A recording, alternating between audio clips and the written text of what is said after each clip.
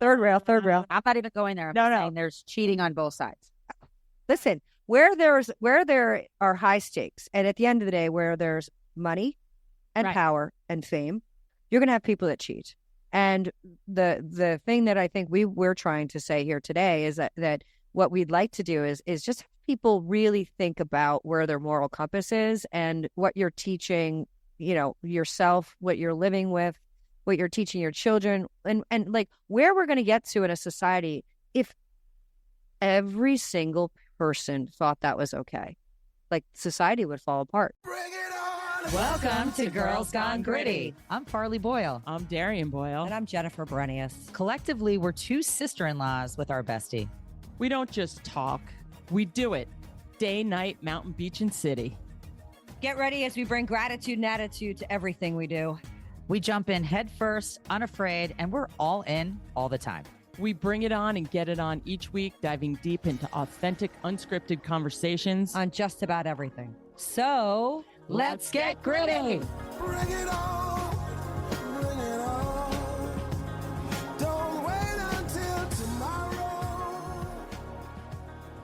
Games are great. I love games. This has been a game, and we're coming in to another episode of Girls Gone Gritty because this life is a game, I feel like, and this podcast has been a real challenge of a game, trying to figure things out and do things. So we want to thank you for tuning back into us. And this week we're going to tackle, in the game of life, in the game of sports, mostly, we're going to talk about the people that, call things out when they're in, put themselves in a place where they feel like they are, taking the score and saying, no, the score wasn't that, it was this.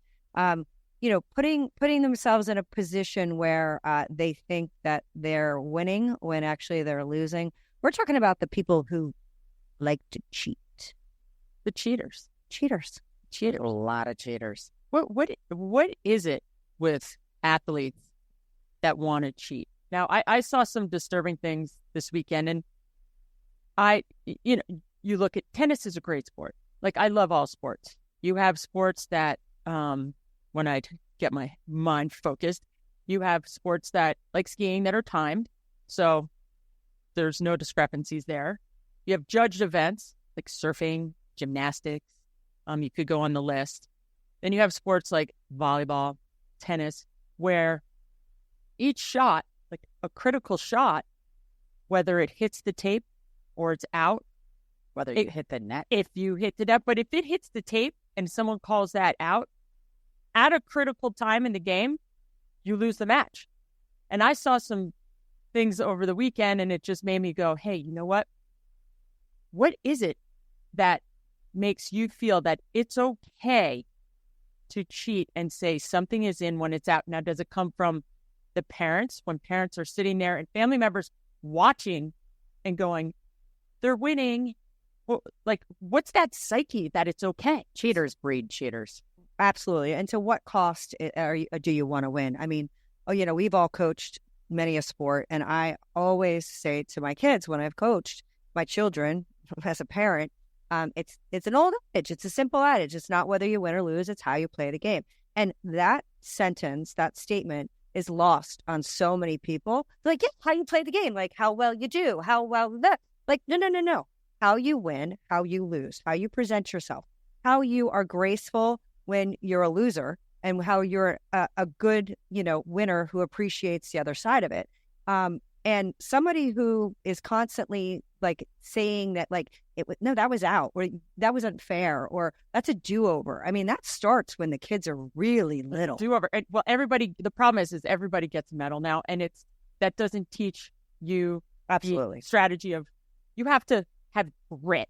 In order to play at a high level, you need grit. Talking about cheating is a strategy, though. It is a strategy. And people's head is the same. Sometimes you're not even like necessarily cheating, but it's a strategy. Like recently I was playing tennis, and our tennis pro said, hey, Farley, you've got a really hard serve, and sometimes people can't see if it really was in or out.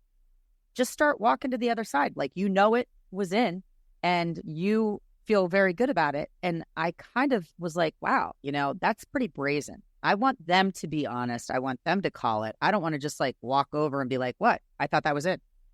When I didn't see it with my own eyes either. So there's a lot of different strategies that could make you almost feel like people are cheating, but they prey on getting somebody upset. Yeah. You know, they prey on the emotion. And the weakness of the moment where you're like, well, all right, well, you said it's in. I didn't see it. I thought it was out. So okay, fine. I guess you win because you're being aggressive. And listen, at the end of the day, aggressive nature in sports and resilience and all these things and being confident is absolutely what you want to teach. But you don't want to teach your children. I don't want to be the competitor that's like so, about themselves that they don't actually consider that hey, we're playing a game, people. And at the end of the day, like, even if you're playing for like a match and a championship at your club, you still got to show up, with your name, and you still have to show up with pride about the way you played in the game. And I think a lot of people don't care. Let's talk about it. It's club tennis. Club tennis. You're setting an example for all these littles that are sitting there. Like, these are the best players in the club, and you're watching them, and they slam their rackets and they're calling balls out when they're in. And I'm like, wait. You guys are, what's that number? Just not. I don't know. Somebody's calling us out. And I always say that. Let's give a little asterisk to that today, too. Like, for the record, we're not talking about anybody in particular here. Like, I have watched it on the sidelines of my kids. I've watched it in my own matches. I've watched it on television. We've seen it throughout history of sports of people that you found they're cheating. Like, we talked about Tanya Harding in an earlier episode. Like, we've talked about, the politics of that feels like cheating of like who gets selected for teams, because it's not about the merit of the character of the athlete. It's about who's the right person and the right fit. Oh, and little side note, Caitlin Clark is now on. We said it. We said it. We said it. We knew it was going to happen. Oh, something's going to happen. She'll suddenly be on the team. Got ejected. Yes. Yeah. She took her place, Brittany. Right. As she should. Yes. And that's right. Come on, let's bring you. You're playing for your country. If you don't like your country, then maybe full circle, people. Yeah, full circle. But sportsmanship, I believe, is something that we really have to instill in the younger athletes. I look at a lot of the college sports and college tennis, talking to some of my friends' children. I said, no, it's people cheat. It's part of the game. And I said, all right, there's one thing to get in someone's head. You could get in my head in like 2 minutes. My sister, we get on the court, and in like 2 minutes, she's already in my head, and she laughs. Yeah, and I guess that is a strategy.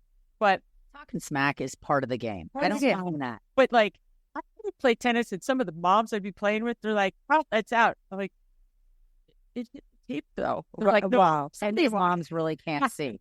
I do know that there are people that are definitely visual problems. Like they can't see. It's like too bad that we don't have the technology that they like have back in the everywhere. day. Far Oh, it'll happen. It's cute. I can't see it. You might not be really good at calling balls in or out. I always call them in though. If I don't know, I always call them in. Well, listen, and that's part of what we're talking about too. It's like, when I play, if I'm not sure, that's you. You know what I mean? I'll give it to you. It's like, oh, I'm not sure if that was in or out, so I guess it was in because I can't say it was out, so therefore it's in. But there's a lot of people that don't do that. But I love the fact that I won't mention the person, but I thought it was an amazing strategy. I was playing tennis with somebody, and they were not performing as well as I think they thought they should have. So they messed with our heads, and I'm a new tennis player, and they played Australian serve. I'd never seen it before. So for those of you who play tennis, you know this. For those of you that don't, it's when you're on the service line, when your team's serving, your partner should be in the opposite side of the court. That's not a steadfast rule, and the Australians can sometimes play it, I learned, where they're on the same side of the court and the person serving is more in the middle of the court. And it just is like, when it first happens to you, you're like, wait, what's happening? I didn't know you were all strategy. Because at the end of the day, I'm a rule follower, shocker for those people that know me. I didn't know that you were allowed to do that. So I was like, wait, what's happening? They messed up, and I kept trying to fix them. So because I'm trying to fix them, I'm in my head.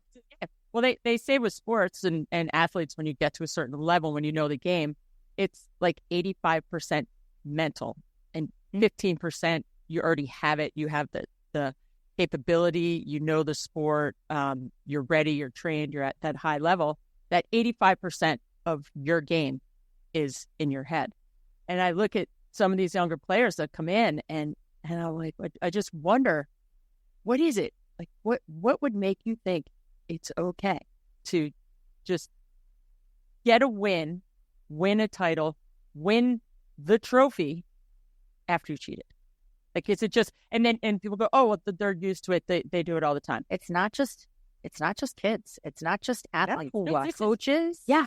It is refs that might get paid off because there's bets. And there's a lot to cheating. I mean, it's pretty crazy. Well, I just wait to see how bad it's going to get. And I was talking to my husband about this recently because of the sports betting.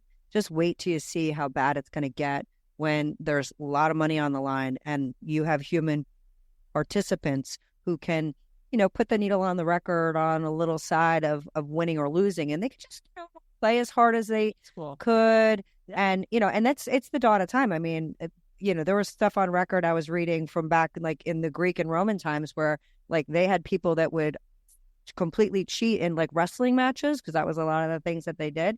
And this one Roman paid off 3 people to lose on purpose. And he got found out and he was cast out of society. Like literally he was cast out. And, and I think that's the interesting thing, like the Tanya Hardings of the world. And like, there's that big Astros situation where they were cheating with the signs of baseball play, yeah. And you know what? It's like, here's the other thing is that like with that one, the Astros, it's like, that was a little bit of a loophole, like you're hoping that the side is not trying to distinguish what your plays are so that they know the play. Football has plays. Well, think about baseball has plays.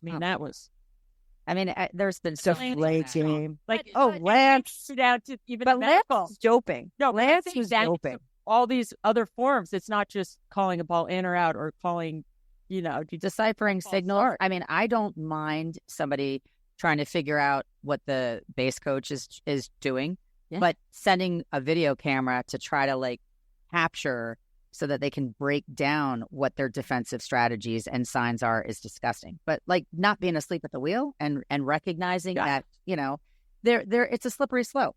And I also will tell you in 2001, the Little League World Series. Okay. This love those. Oh boy. Danny Almonte, was falsified by a birth certificate. He was 14. I remember this. You have to be 12. Right. And he was throwing 70 miles an hour at 14 years old. So they brought him in as a ringer and he was clobbering the 12-year-olds. Busted. Yeah. Busted. Well, and at the end of the day, here's the thing. Here's the reality. It's psycho parents, but here's the other part. And the coach. And that you have to have rules. People have to agree to the rules. And this is part of the problem that I see with certain sports that go by not birth year, but graduation year, or so you now are able to play with that. And I have children that I did not send to school when they were 5 years old exactly because they're boys. So I let them, germinate a little bit longer and they went a little bit late. But I wasn't doing it for athletics. I was doing it for social, emotional development. They're great kids. They're great students. They're great athletes. They're not competing at a really high level. But you're watching some of these sports where they don't have a rule on age and how old you can be when you're on some D1 sports, you've got kids that are 24 and 25 competing against because they pushed and pushed and pushed and pushed. How about the hockey players held back? Yes, hockey players come in with full beards and like they're giant grown men, like they're going to college after being in the NHL and whatever they can be, and especially right now, you factor in like the pandemic and then maybe a red shirt year for being injured. And that's different. To me, that's an asterisk. A red shirt is part of the rule. I know. And pandemic is a part of the rule. Well, let's just say that person's already been held back too. Correct. And. Correct. So Mackenzie, technically qualifies for a 6th year as a lacrosse player because of the pandemic and blowing out her ACL her senior year. She took her 5th year, but she was like, Mom, there's no way I'm taking my 6th year. She's like, I'm 23 years old. And she had another teammate that ended up taking her 6 year, as she should, because she, No judgments about that. blew out her ACL and she lost her pandemic year. But they were calling her granny panties on the sidelines at every game. Who wants to Hey, go to school that grandma. much? No, thank you. Right. Like, Mac, She go needed to LA, That- go to Manhattan Beach and go air it out and have fun and start your life.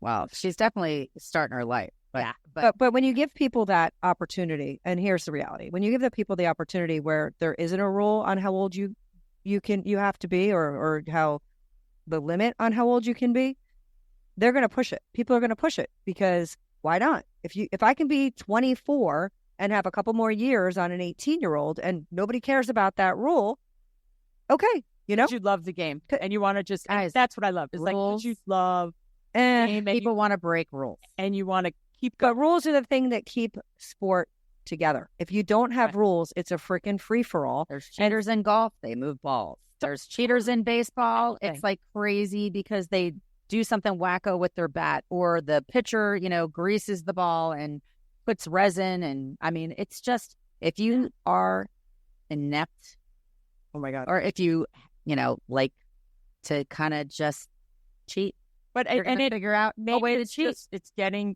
in people's heads and changing the Oh. way. Because it rattles How me. about just making a cheater horrified, and that follows them around for the rest of their life, that they're a cheater? Like you sit in I a don't corner think with they a dunce care. hat on. Wouldn't it Yeah. be nice if you actually had to like wear a shirt that said "I am a cheater," and you get ostracized publicly in society being known as a cheater? But I think Because people a don't- cheater is a liar. Yes. Yeah, but then it's just, if it's in your makeup and that's the only way and you only do it when it comes to, You have to Like, know the yes. difference between right and wrong, though. Even if your parents are teaching you to cheat, do you morally know that that's correct or not correct? Do you? Well, and to winning at all, and people have a winning at all costs, and at all costs. I'm going to get my kid into a school and I'm going to lie about their SAT scores and their ACT scores, or I'm going to say that they're rowing crew because I'm famous and I can actually move mountains. Ooh, we forgot about those cheaters.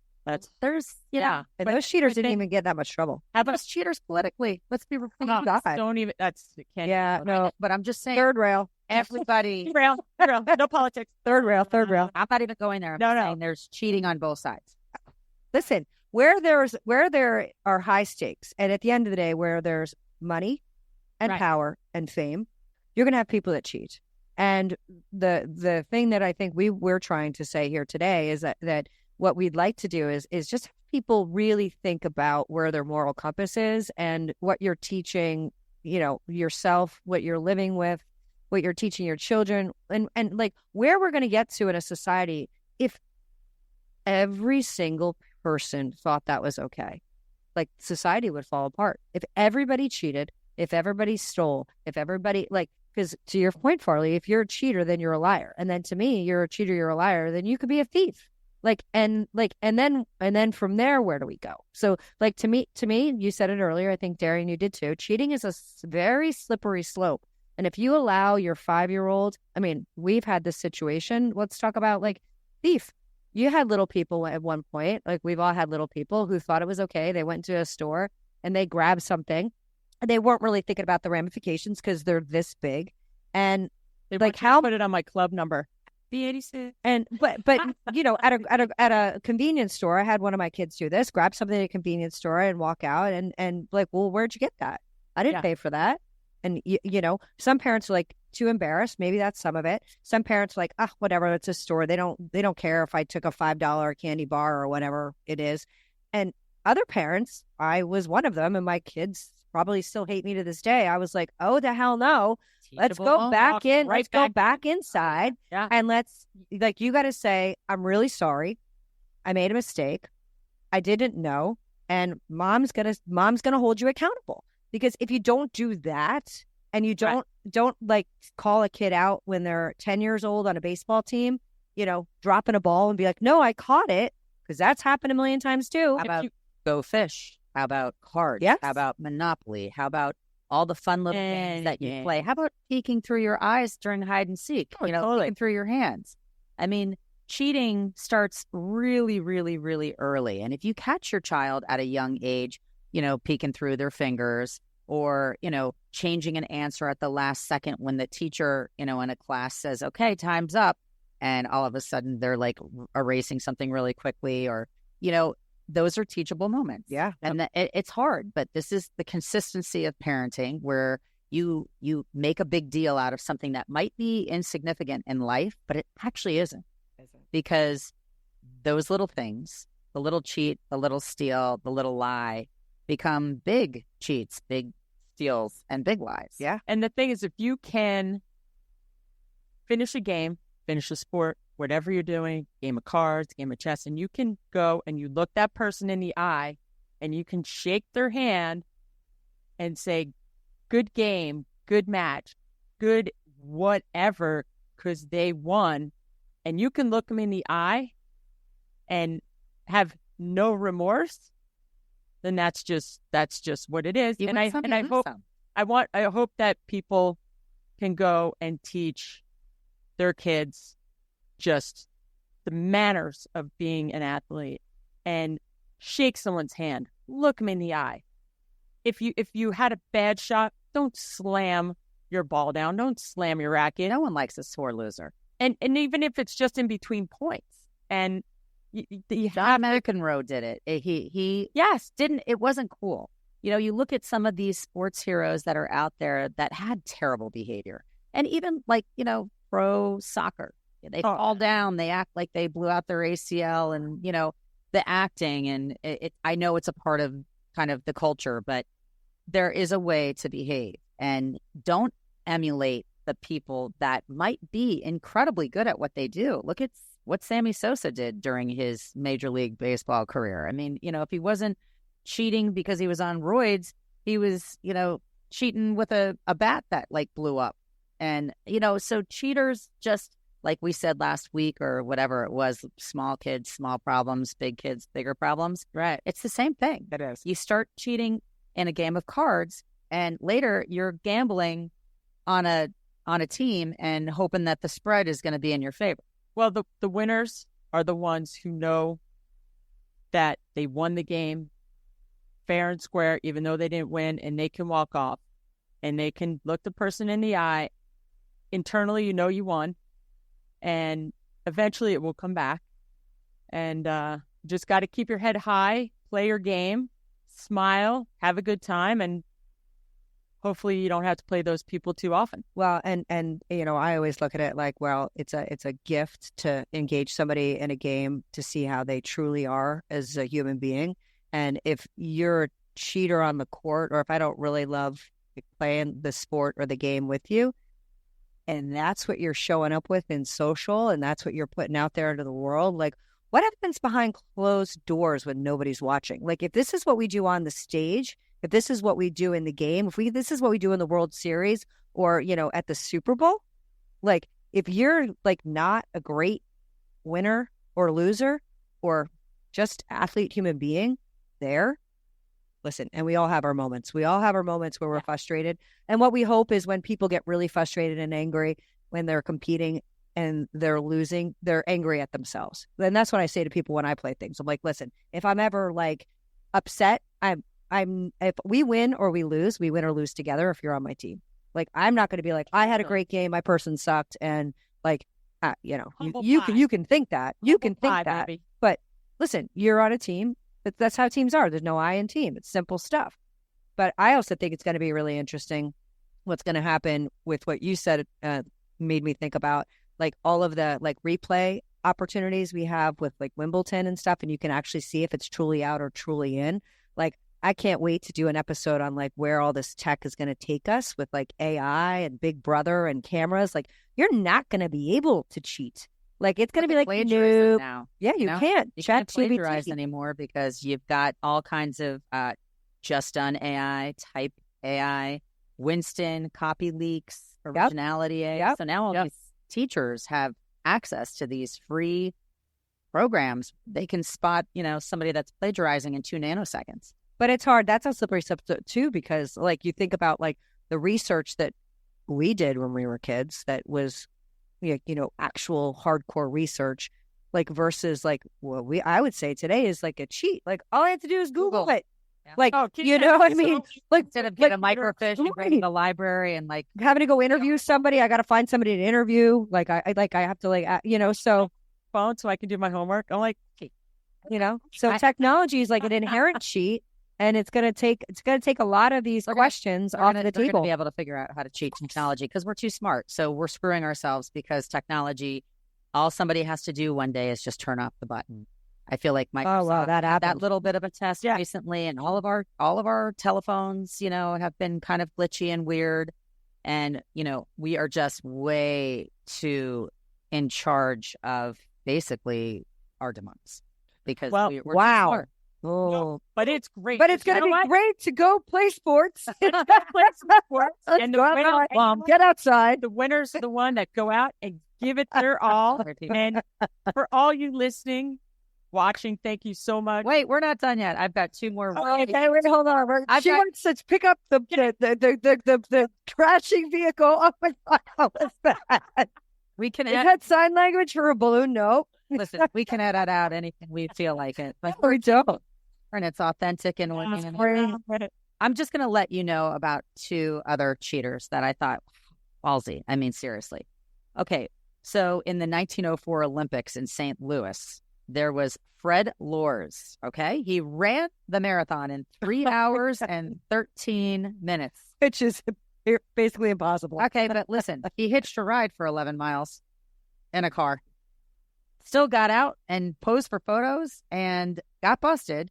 And they actually said that there was going to be a lifetime ban on him ever competing. And guess what? He won the Boston Marathon the following year because the ban was lifted. Okay? So that to me is just so comical. I mean, you can cheat anywhere. You can we've seen that in marathons. You could just walk right off and go pick up another, part of the trail or part of they chip you now. Yes. Because they have to have the technology catch up to the intellect of other people. Like, let's hop in a car. Now listen, this one cracked me up. I was like, wow, okay, this guy, Antonio Margarito in 2009, he used plaster of Paris in the wraps within his gloves before a boxing match. And they turned basically to cement, okay, which was like blunt force every blow. Right. I mean, people are creative. I'll give them that. But if you only put your effort and initiative in a positive way instead of trying to figure out how to beat the system, and this goes for everybody. This isn't just sports. This is how you cheat in business. This is how you cheat in school. This is just, can you imagine if we actually flipped the coin and used all of this creativity and energy and put it towards something positive? But I do think I have to operate. I mean, you know this about me. I have to operate with I got to believe 99% of the population are trying to do they're not seeing the ball out really. They actually just have bad eyes. I don't really feel like there was somebody that most people. That would be an interesting statistic to see really that's good. What. You need to research that. Okay, I don't know if that exists because people would lie with their answers. They can tell you I cheated. They don't believe it. It's definitely not just 99. I'm sorry. Okay. I know, but I have to operate in that world. Doing what it takes to win at any cost, and people will do whatever it takes. I like that win. people are well, and it's competitive, and it's something that they've probably learned from when they were little and they were brought up, and it just keeps going. So it takes you through your entire life. Now, cheater, pumpkin eater, had a wife and couldn't keep her. I mean, there's rhymes, nursery rhymes. Of course there are. But here's the reality. Here's the other reality is that people will stand on the podium in life. I'm not just talking about athletically or whatever. And the when it gets fixed, it's a small little notation at the bottom. You get headlines when you win. Yeah. When you do something amazing, right? And then it's not amazing anymore. A lot of times it's down here. It's a little asterisk. Oh, sorry, we had a little adjustment to that. Sorry, we that wasn't actually factual, and we're gonna fix it down here. Blah, blah, blah. Right. But the person gets to this, and that's why, honestly, and I know you did a lot of research, and I looked up a few things too. Is I didn't come up with a million cheaters that they're talking about because it's all been shocked. It's all been kind of erased. I feel even Deflategate, did you know that people he did are Spygate before he did Deflategate? Belichick and won. Okay, I think he was the coach of the year in 2000. I'm a Giant fan. 7. Yes, my husband's gonna kill me Coach of the year. I might mix this up, but 2007 or 2008, Belichick was the coach of the year. But the year before that, he did Spygate, where he actually, went out and had a video crew videoing. And that came from Watergate, which was a president that cheats. So basically, again, we come back to $500,000. Tom Brady is still hot, and he's a god. I'm sorry, he's. Listen, I'm sure if everybody else felt all the other balls, I mean, like the footballs, then they probably had a little pressure released from them. Okay. All right. On that, if you're not first, you last here at Girls Gone Gritty. So thanks so much for listening and watching, and tune in next week. We always have something unique and unscripted, and look forward to our next rendezvous, ladies. Be gritty and don't cheat. Cheaters never win. Winners never cheat. Peace out. Amen to that. Thank you for tuning in to another episode of Girls Gone Gritty. You can check us out on Instagram and Facebook. If this episode hits home, share it with someone who needs to get gritty. The 3 Gs. We'll see you next week. Peace out.